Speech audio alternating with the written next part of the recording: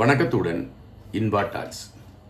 தமிழக அரசியல் களத்தை பொறுத்தமட்டில் இப்பொழுது சசிகலா நடராஜன் அவர்கள் புதிதாக ஒரு கட்சியை தொடங்க மதுரையிலே களம் அமைத்து கொண்டிருக்கிறார் என்கின்ற செய்தி வருகின்றன. ஏற்கனவே பண்டூர் டி ராமச்சந்திரன் அவர்கள் ஒரு அமைப்பை தொடங்கிவிட்டார் என்றும் தமிழக வெற்றி கழகத்திற்கு அவர் ஆதரவு தெரிவித்திருக்கிறார் என்கின்ற செய்தி ஒருபுறம் வருகின்றது.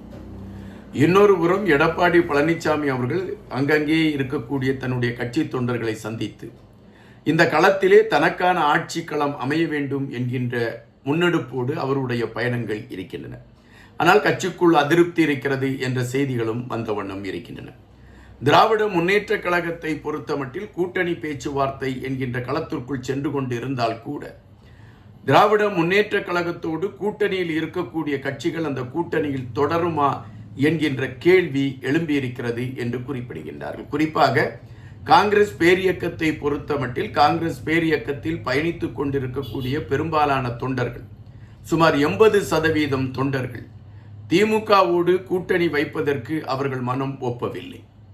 எப்படியாவது இந்த கூட்டணி முறிய வேண்டும் என்கின்ற நிலைப்பாட்டில் அவர்கள் இருக்கிறார்கள் என்பதை தெள்ளத் தெளிவாக பார்க்க முடிகின்றது. மாணிக்க தாகூர் அந்த தொண்டர்களுடைய கருத்துக்களை தான் தொடர்ச்சியாக எதிரொலித்துக் கொண்டிருந்தார் என்பதுதான் செய்தி.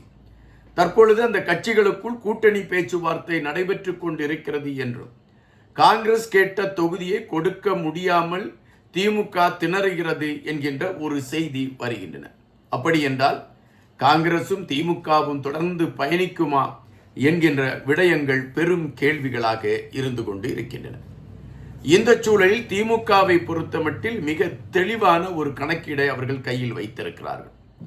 எப்படியாவது இம்முறை ஆட்சியை நாம் தொடர்ந்து விட வேண்டும் என்கின்ற நிலைப்பாட்டில் அவர்கள் மிக தீவிரமாக இருக்கிறார்கள். அதற்கான களங்கள் எடுத்து வைக்கப்பட்டு கொண்டு இருக்கின்றன. அதற்காக அவர்கள் உருவாக்கி இருக்கக்கூடிய ஒரு படை, அந்த படை யார் என்றால் பத்திரிகையாளர், மூத்த அரசியல் விமர்சகர்கள் என்று இந்த பத்திரிகை துறையில் இருக்கக்கூடியவர்கள் எல்லாம் விலைபேசி வாங்கி அவர்களை கொண்டு வந்து நிறுத்தி ஊடகங்களில் அவர்களை பேசவிட்டு தங்களுக்கான ஆட்சி, அதை தாங்கள் செய்த ஆட்சி மிக உயர்ந்த ஆட்சி என்கின்ற தம்பட்டத்தை அடிப்பதற்கான ஒரு களத்தை உருவாக்கி இருக்கிறார்கள். இது ஒருபுறம் இருக்கக்கூடிய சூழலில் விஜய் அவர்களை எதிர்ப்பதற்கான களங்களை எப்படி உருவாக்குவது, அதற்காக திட்டமிட்டு அதற்கான களங்களை உருவாக்குவதற்கு 4 முக்கிய நிறுவனத்தை நியமித்திருக்கிறார்கள் என்றும் அந்த முக்கிய 4 நிறுவனமும் பெண் நிறுவனத்தின் கட்டுப்பாட்டில் இயங்குகிறது என்கின்ற செய்தி வருகின்றன. அப்படி என்றால் ஊடகங்களை தங்கள் கைவசம் வைத்துக் கொண்டால் பிற கட்சிகளை எளிதாக வீழ்த்தி விடலாம் என்கின்ற கணக்கீடு திராவிட முன்னேற்ற கழகத்திற்கு இருக்கக்கூடிய காரணத்தினால் அதற்கான களங்களை அவர்கள் துரிதப்படுத்த ஆரம்பித்திருக்கிறார்கள் என்கின்ற செய்தி வருகின்றன. இந்த சூழலில்தான் மக்கள் மன்றத்தில் விஜய் அவர்களுக்கு பெருகி கொண்டிருக்கக்கூடிய ஆதரவு. தற்பொழுது கூட ஒரு நண்பர் எனக்கு தொலைபேசியில் அழைத்திருந்தார். நீண்ட காலமாக காங்கிரஸ் பேரியக்கத்தில் பயணித்துக் கொண்டிருக்கக்கூடியவர். காங்கிரஸை தவிர அவருக்கு வேறு எதுவும் தெரியாது. காங்கிரஸ் எப்பொழுதெல்லாம் திமுகவோடு கூட்டணி வைக்கிறதோ அப்போதெல்லாம் திமுகவின் விசுவாசியாக தன்னை அடையாளப்படுத்தி கொண்டு இருக்கக்கூடியவர் தற்பொழுது ஒரு செய்தியை எடுத்து வைக்கிறார். அது என்ன செய்தி என்றால், எங்கள் வீட்டிலே 16 வாக்குகள் இருக்கிறது, இந்த முறை 16 வாக்குகளும் தமிழக வெற்றி கழகத்திற்கு நாங்கள் போடுவதற்கு முடிவு செய்திருக்கிறோம் என்று குறிப்பிட்டார். நான் அவரிடம் கேட்டேன், ஏன் அப்படி ஒரு முடிவை எடுத்தீர்கள் என்று சொல்கின்ற பொழுது, ஒட்டுமொத்தமாக ஒரு மாற்றத்திற்கான அரசியல் களம் எழும்பிக் கொண்டிருக்கிறது. இந்த சூழலில் அதற்கான ஒரு வழிமுறைகளைத்தான் நாம் தேட வேண்டுமே தவிர பழையவர்கள் பழையவர்களாகவே இருந்துவிட்டு போகட்டும், அதற்கான களங்களை நாம் பின்பு பார்த்து கொள்ளலாம் என்கின்ற அடிப்படையில் அவருடைய கருத்து இருந்ததை பார்க்க முடிந்தது. அப்படி என்றால் காங்கிரஸில் இருக்கக்கூடிய பெரும்பாலானவர்களுடைய மனநிலை இதனை மையப்படுத்தியதாக இருக்கிறது என்றுதான் நாம் இங்கு கணிக்க வேண்டியதாக இருக்கிறது. அதை சார்ந்த கருத்துகள் தான் நமக்கு இப்பொழுது வெளிவந்து கொண்டு இருக்கின்றன. இந்த சூழலில்தான் விஜய் அவர்களுடைய வளர்ச்சியும் தமிழக வெற்றி கழகத்தினுடைய வளர்ச்சியும் மிக அழுத்தமான ஒரு களத்தை நோக்கி நகர்ந்து கொண்டு இருப்பதும், வருகின்ற கருத்து கணிப்புகள் தமிழக வெற்றி கழகத்திற்கும் விஜய் அவர்களுக்கும் பிரகாசமாக இருக்கிறது என்கின்ற செய்திகள் வந்த வண்ணம் இருக்கக்கூடிய களங்களும், தமிழக ஆட்சி பீடத்தில் தொடர வேண்டும் என்ற கனவில் இருக்கக்கூடிய திமுகவிற்கு அது பெரும் மன உடைச்சலை உருவாக்கி இருக்கிறது என்பதை நாம் இங்கு பார்க்க வேண்டியதாக இருக்கின்றது. தற்பொழுது அதற்காக அவர்கள் ஒரு களத்தை எடுத்திருக்கின்றார்கள். விஜய் அவர்கள் அவர்கள் சார்ந்த கட்சியை சார்ந்தவர்கள் செய்யக்கூடிய ஒவ்வொரு நிகழ்வுகளையும் எதிர்வினை கருத்துகளாக உருவாக்க வேண்டும் என்கின்ற ஒரு களத்தை எடுத்து வைக்கிறார்கள். அதற்காகவே பொய் பிரச்சாரத்தை முன்னெடுக்க வேண்டும் என்கின்ற அடிப்படையோடு ஏஐ தொழில்நுட்பத்தை கையில் எடுத்துக்கொண்டு விஜய் அவர்களிடையும் விஜய் அவர்களுடைய கட்சியை சார்ந்தவர்கள் மீதும் களங்கங்களை பரப்பக்கூடிய களத்தை எடுத்துக்கொண்டு திராவிட முன்னேற்ற கழகத்தை சார்ந்தவர்கள் செயல்படுகிறார்கள் என்கின்ற குற்றச்சாட்டும் எடுத்து வைக்கப்படுகின்றது. தற்பொழுது வேலூரில் ஒரு பிரச்சாரம், அந்த பிரச்சாரத்தில் விஜய் அவர்கள் கலந்து கொள்கின்றார். பிரச்சாரத்தில் நேரடியாக திமுகவுக்கு எதிர் கருத்துக்களை பதிவிடுகின்றார். எங்களுக்கும் திமுகவுக்கும் இடையே தான் இந்த போர் நடைபெறுகிறது அல்லது தேர்தல் களம் இருக்கிறது. மக்கள் எங்களை ஏற்றுக்கொண்டு விட்டார்கள். இம்முறை திமுக வீட்டிற்கு செல்வது உறுதி என்கின்ற விடயத்தை மையப்படுத்தி அவர் கருத்துக்களை பதிவிட்டார்.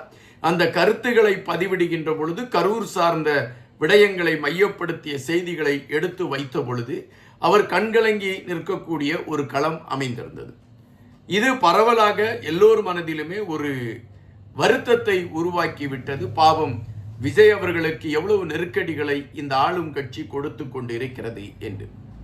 இந்த செய்தி வெளியான மறு நிமிடத்திலிருந்து இந்த மூத்த பத்திரிகையாளர், சமூக ஆர்வலர் என்கின்ற கோட்பாட்டில் திமுகவை தோளில் தூக்கி வைத்து பயணித்துக் கொண்டு இருக்கக்கூடியவர்கள், விஜய் அவர்கள் வேலூரில் பேசிவிட்டு சென்று விட்டார், அங்கு கண்கலங்கி விட்டார் என்கின்ற செய்திகள் வந்த மறு நிமிடமே உடனடியாக அவர்கள் ஒரு காகிதத்தை வெளியிடுகிறார்கள்.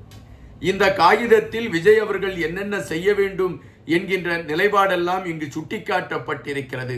அவர் அழுதது கூட எப்படி அழ வேண்டும் என்பது இங்கு பதிவிடப்பட்டிருக்கிறது. இதனை மையப்படுத்தி தான் விஜய் அவர்கள் அழுதார் என்கின்ற செய்திகளை அவர்கள் எடுத்து வைக்கிறார்கள். ஆனால் இங்கு பெரும் கேள்விகள் இருக்கின்றன. விஜய் அவர்களுடைய கையில் இருக்கக்கூடிய அந்த காகிதம் யாரால் புகைப்படம் எடுக்கப்பட்டு அந்த புகைப்படம் திராவிட கட்சிகளை சார்ந்த ஊடகங்களுக்கு கொண்டு செல்லப்பட்டது.